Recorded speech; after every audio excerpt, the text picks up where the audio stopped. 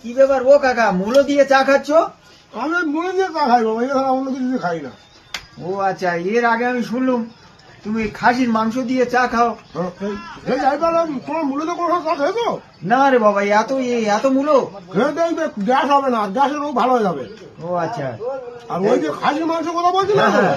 আমি 6 কিলো খাসির মাংস দিয়ে খাই। কাঁচা না রান্না? কাঁচা। আরে বাবা, এ তো অবস্থা বাড়ির ছেলে। হ্যাঁ, আমি রান্না খাই না, আমি খাওয়া খাই। এই মূলো এখনো কটা খাবে আরো? এই তো এখনো 7 টাকা আছে, 7 টাকা 2.5 কিলো মতন হ্যাঁ। হয়ে নেবো আমি। তাহলে এটা বিরাট উপকার তাহলে তো। প্রচুর গ্যাসের রোগে ভালো হয়ে যাবে। ও আচ্ছা, তা আমার তো গ্যাসের প্রচুর গন্ডগোল। তুমি একদিন খাওয়ার গ্যাস জীবনে হবে না। কিন্তু মূলো সবসময় পাবো কোথায়? আমার তো 12 মাস প্রচুর গ্যাস হচ্ছে।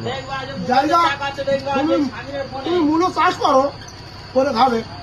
মূলো কোথায়?